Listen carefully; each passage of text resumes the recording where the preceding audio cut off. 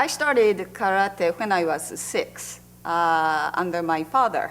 My father had a karate dojo, and he had his own job, but that's his kind of community service to raise good community members at dojo. That's what he was doing. And then I started doing with him in 1961. And the reason I started karate was actually unknown. I asked my parents why I started, and then they said, you said you wanted.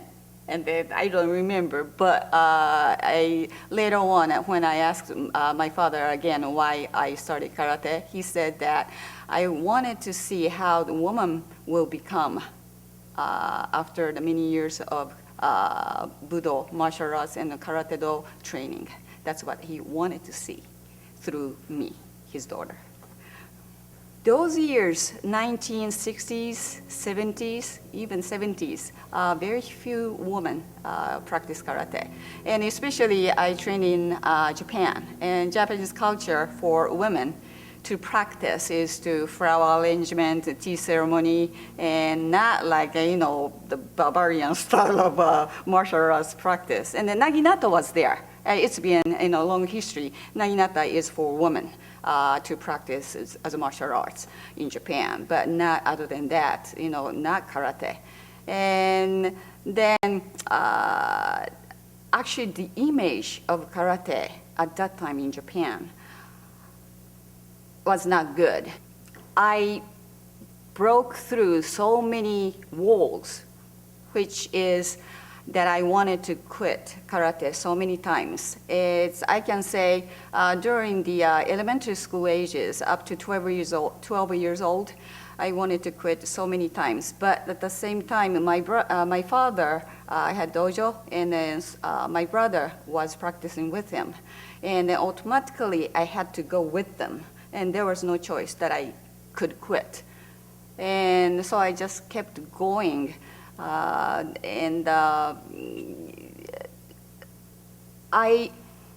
tried to use my excuse many times not to go to dojo.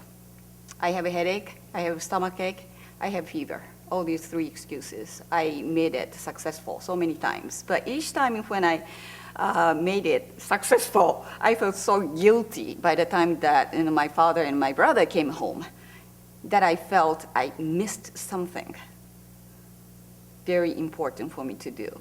And I went through those years, so many, several years. And then I realized that I cannot live without karate. That's my source of energy.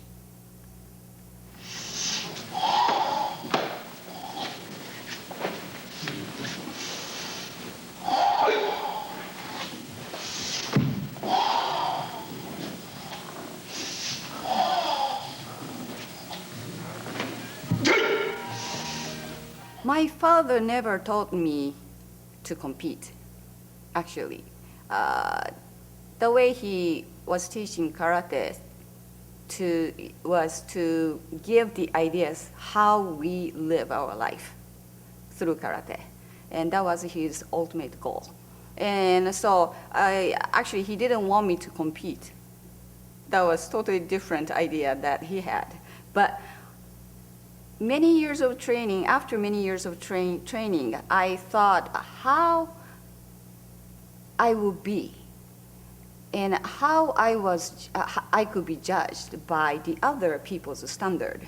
I was really good inside my dojo, in a very small, place. But one step outside the dojo, what is my skill? How people see my techniques. And that's why I decided myself to compete. And then I was lucky that I could compete when I was 25 years old. That's my first experience of competition.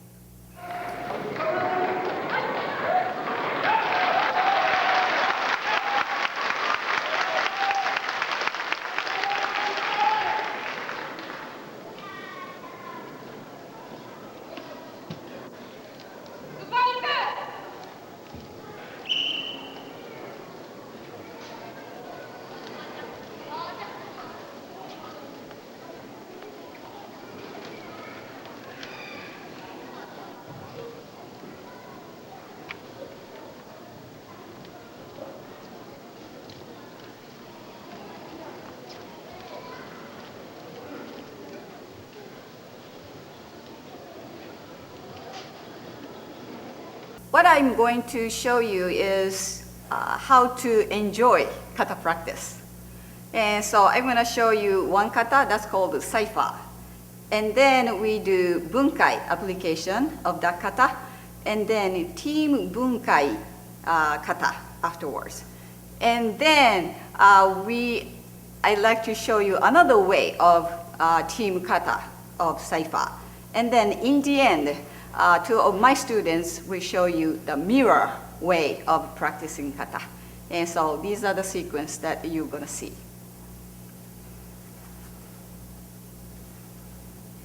Cipher!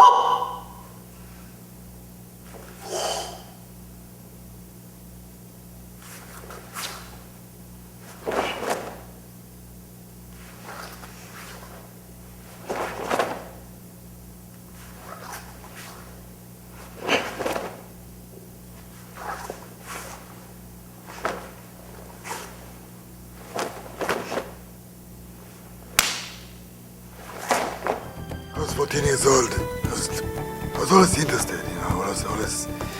It looked kind of mysterious to me, and I liked the idea of fight. I always liked, when I was a kid, I liked to fight. But I always thought that it's nice to be able to fight by skill and not by strength. And I saw some, you know, people doing it. I had a friend who started. So I followed him. I went to some classes. I didn't have very good teachers. You know, it was just, mostly it was, we did on the beach, my first teacher, and we mostly read on the beach, did push-ups, and maybe 10 minutes of karate in a 2 hours class. But I always knew that there is something more. So when I turned in Israel, at the time there were few of the senior people who trained, and they used to always talk about Sensei Nishiyama. They always told me that he's the highest level technically. And if I want to go to anybody, it should be Master Nishiyama or Nakayama. And I chose to come to Nishiyama. So I just landed, I think it was a taxi, I'm not sure, or maybe a friend took me to the Karate Federation. I knocked on the door. This old man opened the door. And I thought it was some kind of secretary, you know. So he told me, what are you looking for? I said, I look for Sensei Nishiyama, came from Israel. So he told me, talk to my secretary. And she told me, oh, this is Nishiyama. So I couldn't speak for 5 minutes until he told me that it was Friday. About 10 minutes to 12, he was just gonna go to the dojo. So I was sitting behind him in the car. I couldn't believe there was, here I am, just came from Israel, I'm sitting behind him in the car. So he took me to the class actually. And he was not teaching, it was Yabe was teaching the noon class on Friday. But I thought I was really good, you know, I was kind of trying to show off. He was watching from the side. And I remember after the class, I was a black belt. The class finished, he told me, white belt.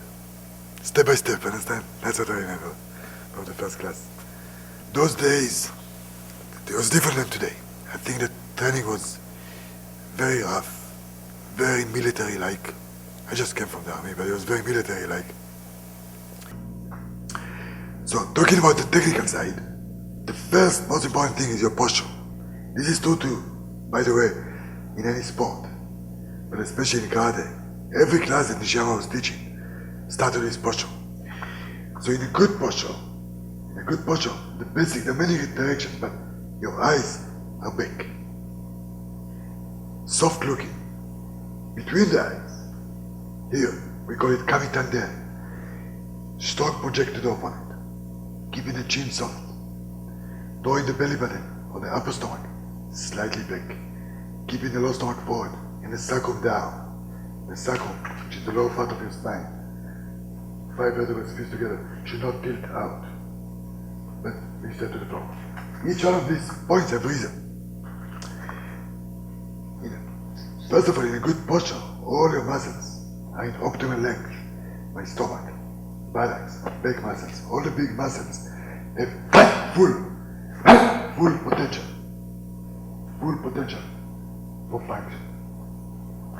If my back is slightly arched, for example, now my stomach is overstretched, my back is too tight, there's no way to control my muscles fully, but also my external movement, my body dynamic is gonna suffer. I can't rotate my body smoothly. I can't control shifting. Imagine if you're walking next to it. Eyes back. Many reasons, psychological and physical. Like, you can try by yourself. If my eyes are forward, my back muscles are too lengthened, too stretched. Now the part of the center of the body cannot be transferred to the shoulder, to the technique properly. You start use what we call top technique, the shoulder will isolate. But if my eyes are back, I can transfer the part of the body center to the back, to the elbow, to the technique. So the arm are just extension. The good posture is essential. Right? You can try it with a partner. See, neckline straight. It's easy for him to now use ground reaction. So only I'm giving him little resistance. Because it's just for the coordination. He can make power coming from the ground up. From the ground up. But now, look carefully if the hand is down, if the eye is looking to the floor. Okay, I started practicing karate when I was 4 years old. First with my father at home.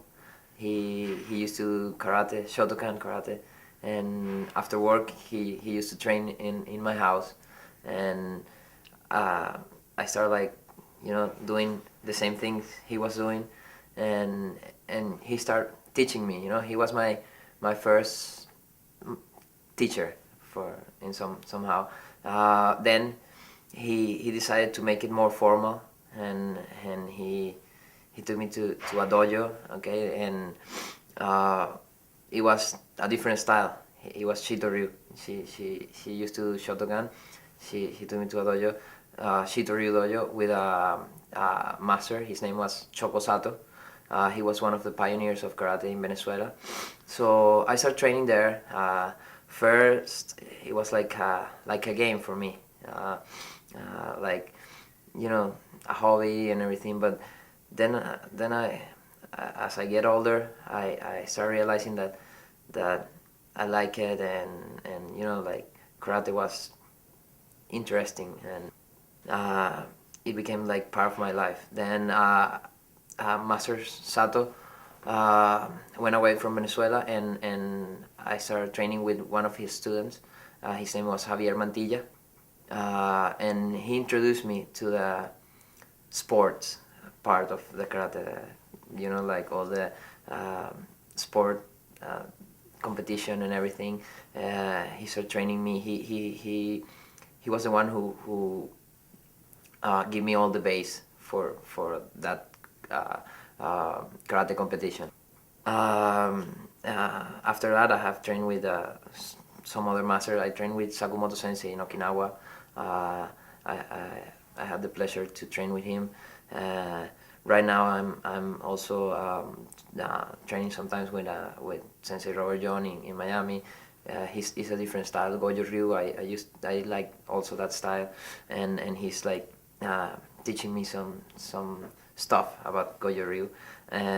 Also, I had the pleasure to train with other masters and in seminars and in tournaments, but basically that's the story, like how I began practicing karate.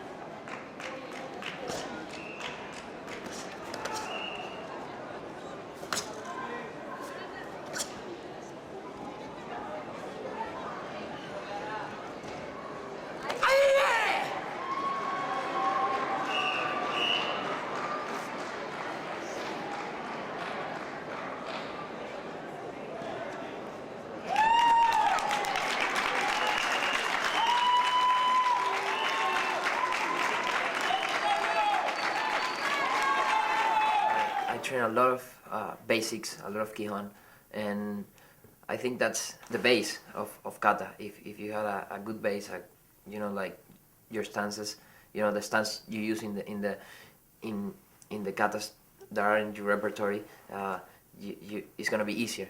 So I dedicate a lot of time to basics, to Kihon. I try to do some parts of the kata in the Kihon, like mix it there. And also, it's a good way is to break it in parts and go through that parts and try to dedicate more time to those specific, like sometimes I try to work the katas in different times, like slow, but sometimes you tell people to train the kata slow and they do it like with no feeling, okay? But when you do it slow, you have the opportunity to, be conscious of all your body, all your muscles, like which muscles I'm contracting in this position, which muscles I'm doing with this punch, and take conscious of all your body. So that's what I do when I do slow katas. Then I try to do it with power, and then looking for speed and try to ensemble all that together. But the basic way I do it is that like in parts.